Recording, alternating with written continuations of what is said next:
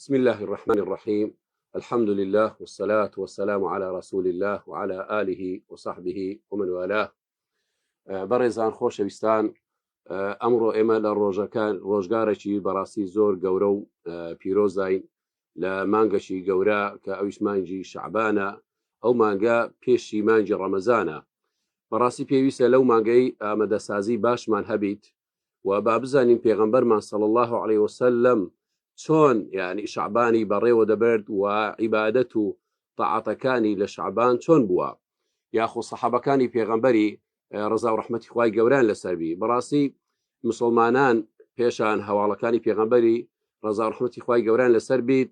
6 مانگ پێشی ڕەمەزان خۆیان ئامادەکاری دەکرد و ئامادەسازی و دوعایان دەکرد دەنگو خوایە بمانگەینە مانگی پیرۆزی ڕەمەزان و هەروەها لە مانگی شعبانیش پێغەمبەر صلی الله عليه وسلم وەکو لەو فەرمودەی کە هاتووە دایکمان عایشە ڕزا و ڕەحمەتی خوای گەورەی دەجێڕیتەوە کە دەفەرمێت پێغەمبەر صلی الله عليه وسلم لە هەموو مانگێک زیاتر لە دوای ڕەمەزان کە بە ڕۆژی بووایە لە مانگی شعبان بووە. دەفەرمێت كان رسول الله صلى الله عليه وسلم أكثر الشهور صياما بعد رمضان شهر شعبان. لهموی زیاتر پێ بووە بەڕێزان، کەواتە ئێمە بەڕاستی زۆر پێویستە ولكم في رسول الله أسوة حسنة،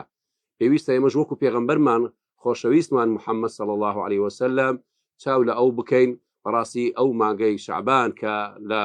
ڕۆژێکی زۆر خۆشە لە جەوی کوردستان بە تابەتی جەوێکی بەهاریە، نە زۆر گەرمە و لە زۆر ساردا، ڕۆژووی زۆر ئاسانە، هەوڵ دەین ئەم ڕۆژانە استیغلال بکەین و وەکو پێغەمبەرمان صلی الله عليه وسلم کە زیاتر لە مانگی شعبان لە هەموو مانگەکانی تر بە ڕۆژی بووە، ئێمەش هەوڵ دەین ئەو مانگەی استیغلال بکەین و سوودی لێوەرگرین. بەڕێزان چەند ڕۆژێکی دادێت ئێمە ئەوڕۆ کە ڕۆژی چوارشەمە بەیانی کە پێنجشەمە، ئێستا ئەو چەند ڕۆژەی دابێت بەڕاستی ڕۆژی زۆر گەورەن دەکرێت استیغلالی بکەین بۆ بەڕۆژی بوون. بۆ نمونە پێنجشەم بەیانی پێنجشەمەیە، پێنجشەمە پێغەمبەر صلی الله عليه وسلم کە بە ڕۆژی دەبوو پێی بە سەحابەکانی دەفەرموو بۆچی پێشەم بە ڕۆژی ببین؟ گوتی لەبەر ئەوەی کەوا لەو ڕۆژەی کردەوەکانمان بەرز دەبیتەوە بۆ لای ڕەب العالەمین و دەفەرمێت و میش پێم خۆشە کاتی کردەوەکانم بەرز دەکرێتەوە بە زمانی بە ڕۆژی بووم، چونکە وەکو خوای گەورە کە دەفەرمێ والعمل الصالح يرفعه،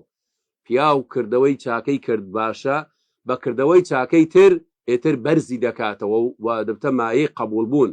بەڵێ لەو مانگەی یان لەو ڕۆژەکانی ڕابردوو چەندی کردەوەی چاکەمان کردبی، بەڵام ختامەکەی هەفتەکە پێشەمەکەی کردەوەی چاکەی بکەی ئیتر بەرزی دەکاتەوە لۆ لای ڕەب العالەمین.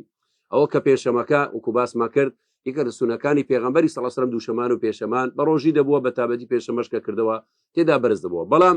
ڕۆژی دواتریان بەڕێزان و خۆشەویستان کە جومعە، شەموو و یەکشەمە، ئەوانە پێیان دەگوترێت ئەیام البیض، کە ئەوەی پێغەمبەر صلی الله عليه وسلم وەکو ئەو حەدیسەکەی کە ئەبو هورەیرەش دەجێڕیتەوە دەفەرمێ کە خۆشەویستەکەمان وەسیەتی کردومە لە هەموو مانگەکی 3 ڕۆژ بە ڕۆژی بی، 3 ڕۆژ. ئەو 3 ڕۆژەش کە 13 و 14 و 15 دەکات ئەیام ئەلبیضی پێدەگوترێت. ئەوەش زۆر سونەتەشی موئەکەدە و زۆر چاکە. هەوڵ دەین بە تابەتی لەو مانگە پیرۆزەی مانگی شعبان مانگەشی گەورەیە و وەکو ڕاهینانەکە و تەدریبەکەش بۆ خۆم ئامادەکردن بۆ مانگی ڕەمەزان پێویستە ئەو 3 ڕۆژەش ئەوەی لە توانای دابیت بە ڕۆژی ببیت، خێرێکی زۆر گەورەی دەگاتێ کە پێغەمبەرمان صلی الله علیه وسلم دەفەرمێ ئەوەی یەک ڕۆژێک لە پێناوی خوای گەورە بە ڕۆژی ببیت، من صام لله يوما واحدا أبعد الله عنه 70 خريفا عن النار. يعني یەک ڕۆژێک تو 70 ساڵ لە ئاگری دۆزەخەوە و دوور بکەویەوە، ئەدی 3 ڕۆژ بە ڕۆژی بی چەند پاداش و گەورەی لەلایەن خوای گەورە هەیە. بۆیە ینی داواکارین لە ئێوەی بەڕێز هەوڵدەن ئەو چەند ڕۆژەی دابێت بە جوانترین شێوە استیغلالی بکەین وەکو ئامادەکاریەکیش بۆ ڕەمەزانیش. و لە لای ئەهلی عولەمایان بە تایبەتی هەندێک لە متأخرینی شافعیش کە دەڵێن لە دوای على ئەساس 15 مانگی شعبان لەوانە هەندێک کەڕاهەتی تدابی هەندە خەڵک بە ڕۆژی ببیت، ئەگەر بزانی تەئسیری لێ دەکات بوونیەی زەعیف دەکات بۆی ڕەمەزان مانگەشی فەرزە واجبە تأثیری لێ بکات دەڵێ باش نییە. بەڵام لای عولەمان و جمهور دەڵێن ئەگەر یەکێک یعنی عادەتی وا بووە پێشەمان و دووشەمان بە ڕۆژەبی بەردەوام دەبیت حتا دوای 15 مانجیش هەتا نێزییکی مانجی ڕەمەزانیش ئیلا نەبیتە یوم شەکە نەهی لێکراوە یومی شەک کە دەکات 29 شعبان